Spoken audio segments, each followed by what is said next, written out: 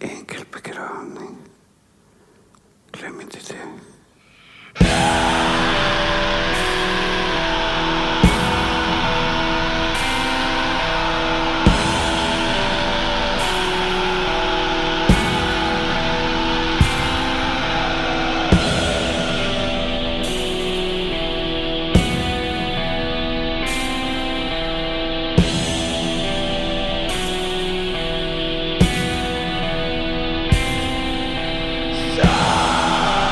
Sorg!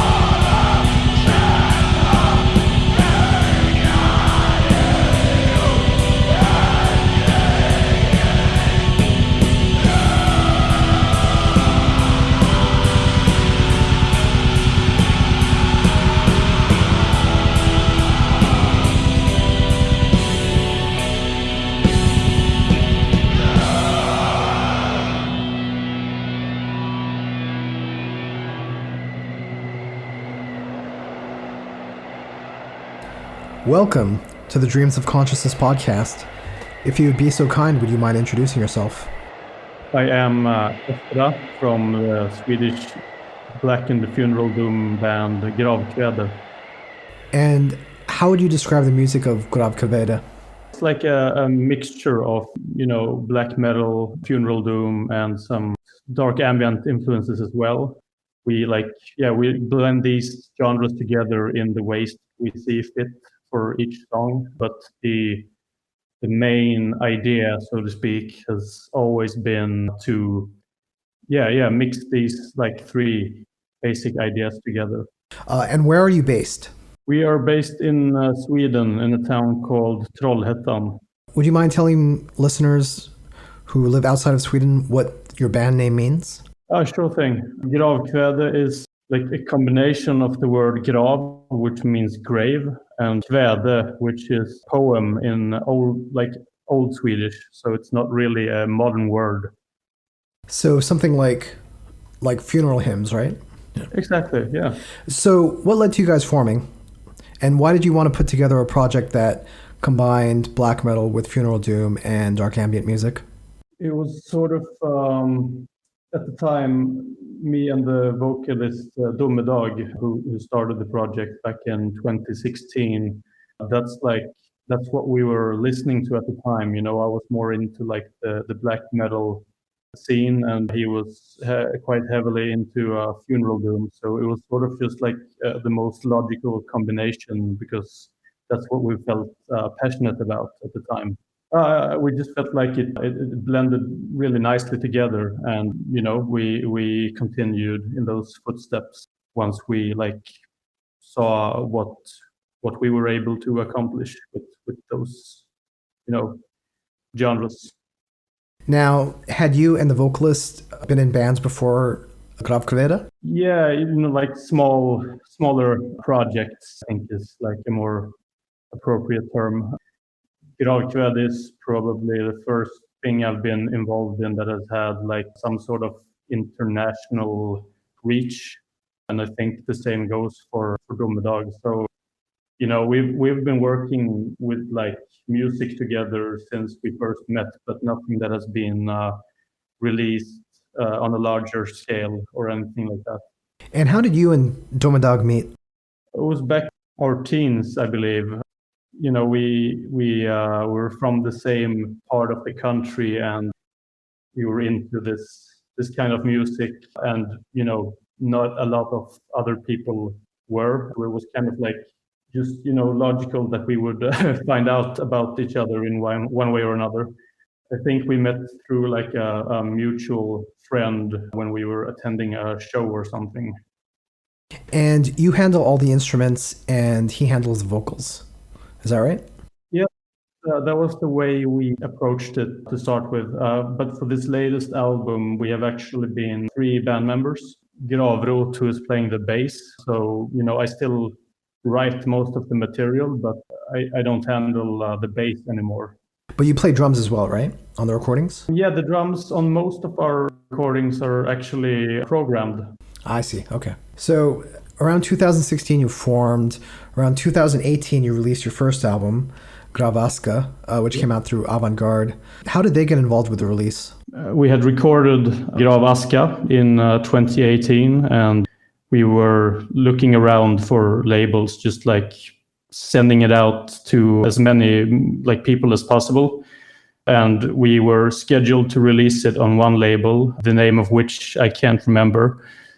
And I thought like I was like almost certain that Avant-Garde Music would not be interested in releasing like a really small band with only 2 demos of questionable quality.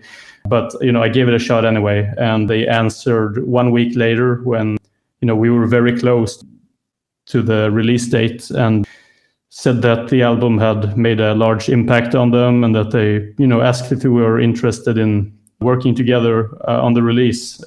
And so we already had some issues with the label we were on, so we just kind of jumped ship on that one, because it's we were honored to be associated with such a reputable label as avant-garde music.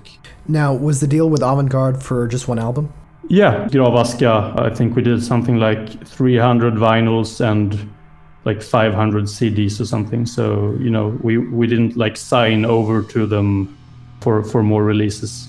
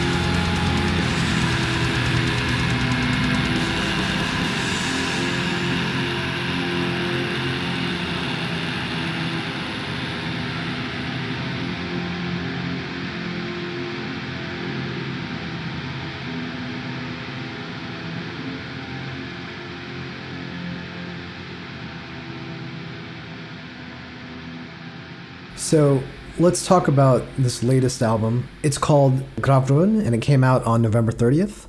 Tell me how this album came together. How long had you guys been working on it? And what did you hope to accomplish with this? I think in a way we had been working on Grav ever since Aska first saw the light of day. Like, because, I work pretty intensively with, writing music. Like, normally I'll spend a working week just, writing stuff if I have the time. So this had been like in progress for some time, but I think like normally I'll write like 3 times the amount of material we end up using, because that's just the way our creative process takes place. Yeah, but we probably started like really working on it in like the summer of 2019 or something like that. And we wrote the songs more like as a band than we have done before, because, since I've handled the instrumentation on previous records, it has been more logical for me to just write it all by myself as well. So there were more, back and forth, more opinions involved. And we recorded like most of the material early this year. So like in January, I think it was completely finished in March. And I guess what like makes it different from our previous album, Grav Aska, which is, very like, it certainly has like a raw sound, and it's like, I don't know if accessible is like a relevant term to use when you're talking about this kind of music, but the new album is somewhat more accessible than the previous one, I think. Like theme-wise, it takes on a more existential point of view. It's like more of a depiction of negative emotion and what this means to us, rather than like death and loss, the death and loss theme that was present on Grav Aska. Yeah, I don't know. Certainly a different writing process. And, I think there's more going on the record. It's a more interesting listen, in my opinion. Something like that. So you mentioned that this will be the first album with your new bassist, Grav. How did he end up joining the band? I've known Grav for a very long time, and I've also worked on like smaller projects with him in the past. So, we knew each other for like, we've known each other for years, and we had been discussing expanding the lineup for quite some time.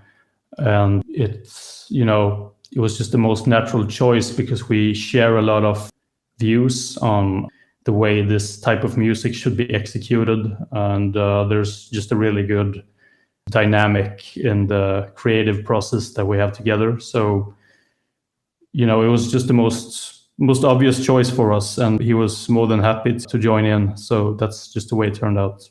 So as you mentioned, this was the first album that Gravkväde wrote as a trio. And you mentioned that the music on this album is, I think you said, more involved or more going on. Something like that, yeah. Yeah. Now, do you credit this to having 3 people working on the music together? I think so. I mean, there's obviously always like a certain degree of evolvement as a musician between releases. There's like 2 years between Grav Aska and Grav. So, a lot has obviously happened with like the musicianship, but for me personally, it was very different writing as a trio compared to writing on my own. And, most of the stuff, I mean, I've written like at least the first draft of it, and then we discuss it as a group. If there's a single chord or note in a song that just doesn't invoke the right emotion, somebody will mention that and we'll go back and change it. So that definitely has an impact on the like final product, because it's easy to become sort of blind when you listen to your own work by yourself over and over again. Where did you guys record this? I recorded most of it in my home studio, and we did the vocals in a studio we're renting together with some other friends, which is just nearby my house. So yeah, but most of it is very DIY, so to speak. I noticed there's a lot of dialogue. It sounds like scenes taken from movies on the album. Where did this come from? I think all the samples we've ever used from movies have been from the movies of Ingmar Bergman, Swedish filmmaker who has passed on some years ago. He's well known for having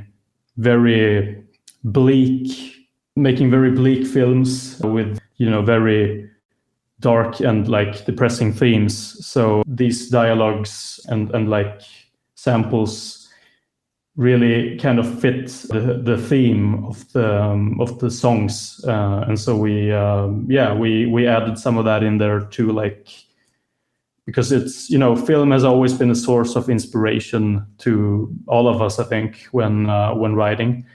So it just felt natural to kind of include that, and also as a kind of tribute to those movies, although that's certainly not the main ambition of the album in any way, but it was just a very natural thing to do. Just to clarify what you're saying, you're using the Ingmar Bergman samples because the bleakness of his themes relates to your music? Yeah, very much so, and I think it adds some almost dramatic vibes to it, because these are very well acted parts in the movies. It's impossible for me to listen to it or watch it without really sensing the just agony that these movies portray. Would you describe your music as cinematic? I mean, certainly the ambient sections sound like things that could happen during a movie. That's actually, that's a good description. I don't think anyone has really gone there before, but I can certainly see what you mean. There's, and since film has such a huge impact on my creative process, I think it's only, logical that, there's probably some cinematic influence in there for sure.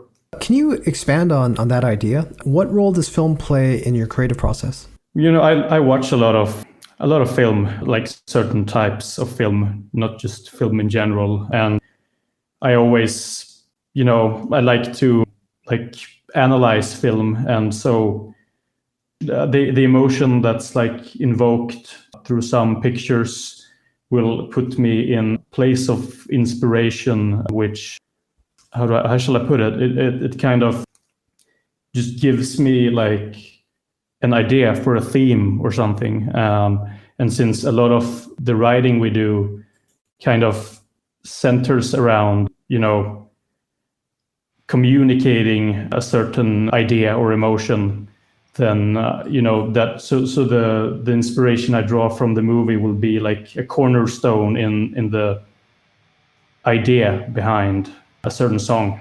So I'm curious, are you interested in working on music for films? Or maybe having the music of Gravkväde being part of the soundtrack or anything like that? I would be very open to that idea if opportunity presented itself. But as of now, I'm not really, it's not a primary focus. But, being a fan of film, sure thing, that would be certainly. I would love to be featured in a movie that communicates the same type of feelings that the Gravkväde does.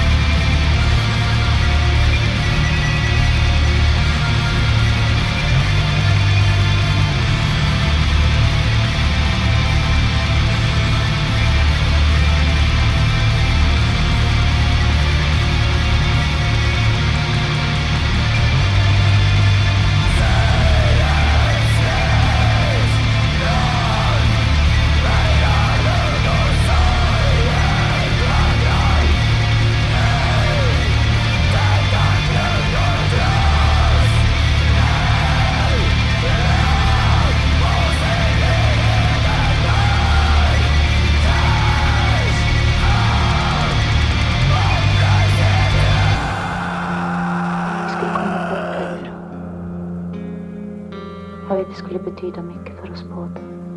När du talar om att resa så vill jag ju så gärna säga ja. Vad tänker du på, Andreas? Jag vill säga att vi kan tala med Iris. Han kan låna oss pengar. Men på samma gång så växer det upp en bäck. Jag kan inte tala. Jag kan inte visa att jag är glad.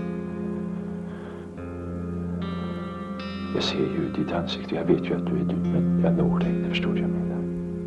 Jag förstår hur du menar. Jag förstår mycket bra, Andreas. Jag är utanför den här vägen. Det är jag själv som har ställt mig utanför. Men som har flytt så något så. Till slut ser man så långt bort. Jag förstår, Andreas. Jag förstår hur underligt det är. Det är underligt. Jag vill ju vara varm och öm och levande. Jag vill bryta upp. Men du vet hur det är så. Jag skjuter man vill röra sig, man vet hur man ska göra, men man kan inte. Benen är omöjliga, armarna fångas som ihjäl. Man vill tala, men man kan inte. Jag är så rädd att bli förödmjukad. Det är ett evigt elände. Jag har tagit emot förödmjukelser och de har gått in i mig. Där har de stannat. Förstår du hur jag menar? Förstår du? Jag förstår hur du menar. Jag förstår det. Det är ohyggligt att inte vara lyckad. När alla människor anser sig ha rätt att bestämma över dig. Deras välvilliga förakt. Den där korta lusten att trampa på någonting levande.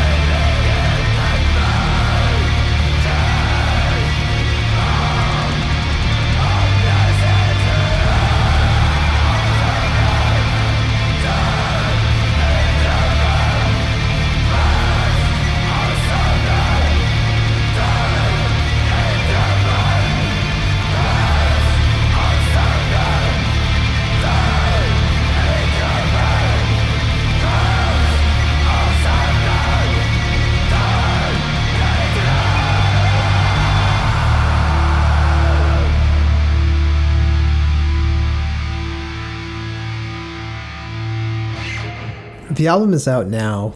Transylvanian Tapes is doing a physical release for this. How did they get involved with the cassette version?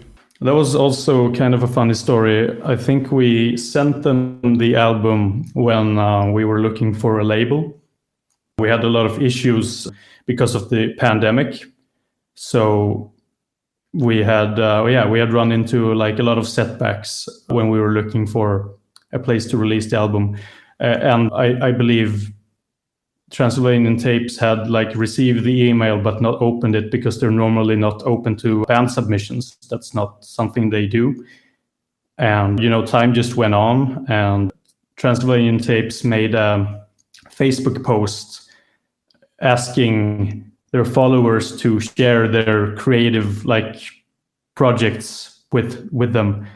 And we posted the album once again in a comment because, we were big fans of the label, and the owner of the label ended up listening to it, and he was, as he put it, blown away by the release, and said he was looking forward to hearing the rest of it, I believe. And we sent it to him again, and he just picked it up and said he was willing to do a release on tape, even though it's an exception to his general rule. So that was kind of flattering that he would, almost go against the general policy of the label because he enjoyed the album that much. Now, I'm curious. I have a feeling you're about half my age, and I think for musicians of your generation, there are a lot more options when it comes to self-releasing and getting your music to people, Bandcamp, Spotify, etc. Do you still find it's necessary to have a label? That's depends on the label very much. I've had labels that do absolutely nothing other than slow us down in the past. And I've also had, for instance, the release on Avant-Garde was a huge breakthrough for us as a band, because a lot of we had the capacity to reach people in a way that we hadn't really done before. So that was a milestone almost. But, I've been on labels where it's I could have done a better job of it myself. So, yeah, very, very much depends. What would you say the label contributes to the band? Well, sometimes it's more of a financial thing, because putting physical copies out there can be pricey. And so if a label pays for that, then, that's a huge bonus, and, they usually do. So that's one thing that, makes me want to have a label rather than doing self-released stuff. And also, if it's a label with some reputation that has been around for a while, there will be the promotion will be a big part of what I'm looking for when working with a label, because, promotion can that can cost you money as well. And, normally musicians aren't really notorious for being a rich people. Yeah, the financial aspect, and also, the promotion of it is, that's the perks of working with good labels for me personally. Now, this is going to sound like an odd question, but I spoke to a guy who wrote a book about US black metal, and we discussed the number of solo black metal artists that came out of the US. Yep. And kind of the character of US black metal bands where, a lot of it is this kind of very individual thing where, even if they couldn't find collaborators, they decided to work on the music themselves. In your case, what do you like about working with a band as opposed to writing your music by yourself? That's a very good question, actually. I think, I used to be very resistant towards working with other people. So it's been kind of comfort thing for me also, because, I haven't really been used to having to take other people's opinions into account. And that can be very good when you're, when you have a really strong vision and you don't want to have to compromise anything. But it can also, like I mentioned earlier, make you somewhat blind, and it's it's good for the ego to work with other people, because sometimes you will just your mind will be clouded by a vision that you want to, turn into something. But, maybe the idea is shit. I mean, that happens. And so it's good to have, people that can be objective when you yourself are not being objective. And it's also good, if you're working with people whose artistry you respect, it can turn into something stronger. Whereas if you're working in a less desirable environment, it can have a really negative impact on the final product as well. And it can just, kill the whole inspiration. So for me, it's it really depends on the people I'm working with and, what we're doing, because, sometimes, Gravkväde is not really a band where we compromise to make it more accessible necessarily. So, the mindset and the mentality of all of us is we have the same general idea of how this particular type of music should be executed. And we just kind of it becomes a strength rather than a weakness to have others to work with in this particular case. Now, one of the obvious benefits of having a band as opposed to being a solo artist working with a drum machine is the ability to play live. Is that something that interests you? Do you guys ever play live at all? It has been discussed multiple times, and I think it's something we want to do. But, since Gravkväde is a very studio-based sound, this is not something that we are rushing with. It's not our final goal at all. We would definitely consider playing live if we could have enough people and it needs to be not just any people. It needs to be people who are comfortable with carrying out this artistic vision. And because we have sometimes it's 8 guitar layers and 3 keyboards in some of our songs. That's kind of hard to put in a live context, or it can be, especially you have to find competent people to work with. You have to find more people where the dynamic is just right, and that's hard enough to do for a studio project. So it all really depends on how it evolves. How many more live session members would you need to play live? We could probably do it with 1 or 2, but I think what we have in mind for the live shows is of somewhat large proportions. It would be, and we certainly don't want to make any compromises that would make the impact of the live shows less smaller than on the records. So I think, somewhere between 2 or 3 people, and we would probably be able to do something good. Gravruin is out now. Ezra, tell me, what is the best way for people to order the album? The best way, depending on if you want the cassette or the tape, of course. If you're in the US and you want the cassette, I would recommend that you pick one up from Transylvanian Tapes on Bandcamp. If you're in Europe and you're looking for a cassette, you can order it directly through us on our Bandcamp. And if you want the CD edition, the label War Against Yourself is putting that out there. And if people want to follow Gravkväde online, how can they do that?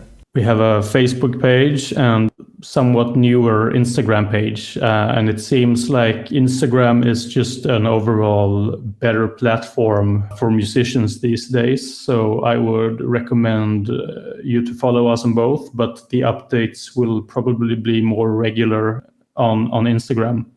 Now, why is that? I've spoken to a number of bands who are phasing out their Facebook pages.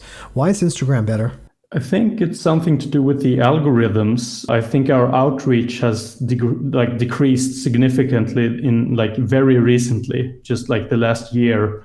We haven't really been able to, make the posts visible to our fan base, which is just really frustrating because, that's the way most people know what's going on. So, if we release an album and people just don't get it in their feed, the chances are nobody's gonna hear about it. So, and Instagram has had a better algorithm, and the outreach is like, there's just a large difference in the engagement from users. Maybe it has something to do with the platform itself, like people, I don't know, maybe people just don't hang out on Facebook as much anymore. I'm not sure really. Is there anything else you'd like to say? No, I'm good. Thank you for having me. Tack så mycket. Tack så mycket.